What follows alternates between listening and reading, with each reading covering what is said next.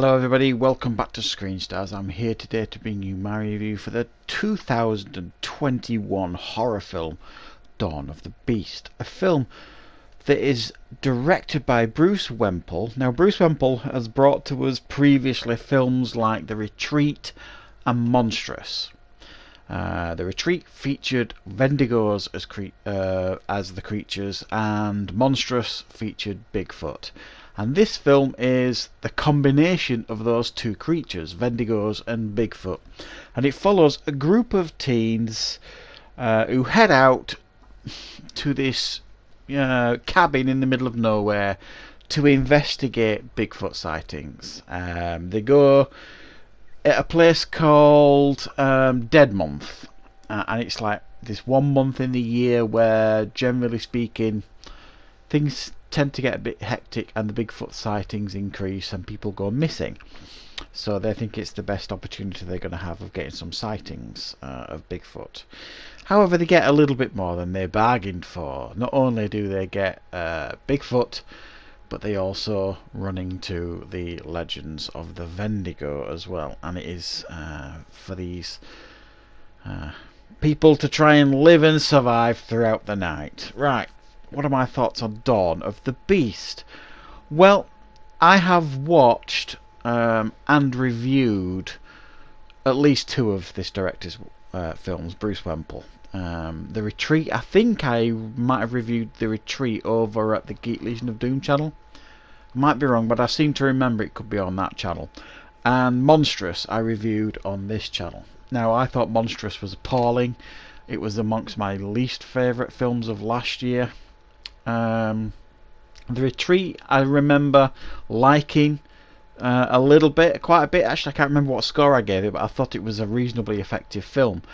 This one easily, in my opinion, is the best of these three films in regards to Bigfoot and Wendigo movies. I think he's taken everything that worked in the other movies and put them in this film. Now, that's not to say that this film is an absolute barnstormer, because it isn't. I personally, the first 40 minutes or so, wasn't really interested in this film. The setup was pretty terrible, very generic and by the numbers, pretty unlikable characters doing really dumb stuff, and going on a Bigfoot tour and then going off the trail, discovering a dead body and choosing not to report it, regardless of how long this body's been dead for. Some guy turning up dressed as Snake Plissken, using people as like human bait.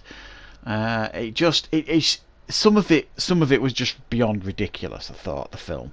And I wasn't a big fan of many of the characters. They felt like comic book characters, didn't feel like real characters for the most part, and some of them were deeply unlikable too, and just made a lot of stupid decisions like going out in the dark, that sort of thing. And there's some really illogical things happen. For example, one of the characters goes to have a shower. There's like his bathroom window that's not very big, and you wouldn't be able to get in it anyway, and it's shut in one scene, and then it turns around and it's open. She goes to close it, and then when she turns around, she gets like grabbed by the guy who looks like Snake Plissken, and you're just thinking, there's no way he could have got through there, and certainly not without making any noise. So there's loads of stuff happening in this film that are just, you're gonna have to set to one side in regards to trying to enjoy this film a little bit more.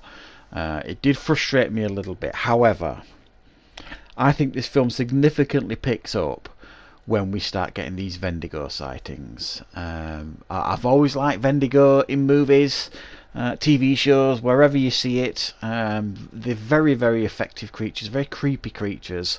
And I think Bruce Whimple, the director here, has got a pretty good handle on these creatures. I seem to remember them being pretty effective in The Retreat, and they're effective again here. I don't know if he's reused some of the same effects or some of the same designs from that film. I can't just remember what they look like. I know the actor that was dressed like Snake Plissken was in The Retreat film. So I'm guessing he reuses a lot of the same actors and things like that. And yes, if you're wondering, do you get a smackdown between Bigfoot and the Wendigos? You do, to some degree, and it is reasonably satisfying, I suppose. I thought the effects with Bigfoot were okay too. You don't see Bigfoot an awful a lot in the film. You more hear him, but you do get some good scenes with him later in the film. You get far more of a look of these Wendigos, and like I say, and how they like infect humans and all this kind of stuff, and some pretty good visual effects going on here. Some visual practical effects. Some of the other CGI blood effects were a little bit dodgy. Yeah, it's definitely, out of the 3 films that I know I've seen of this director's, and I know I've watched and reviewed, this is probably the best one of the 3. What you couldn't really get much worse than Monstrous. I thought that was particularly bad. But this one, definitely, he is improving in regards to movies going forward. I thought the film was pretty effective at times. Scary. I wouldn't say it's heavy on scares. I think the soundtrack kind of tells you when you should be scared, because it gets really high and screechy. And the Wendigo stuff can be a bit creepy and freak out a little bit. And yeah, it's a pretty satisfying film to watch in regards to a B-movie creature feature. If you've ever wanted to see Wendigos and Bigfoots in the same film, then you're going to be reasonably happy with this one. I'm going to give it a 6 out of 10. I think I'm being a slightly generous there, but it is fairly entertaining once it gets going and you put aside some of your dislike of the earlier part of the film, which I had to do, unfortunately.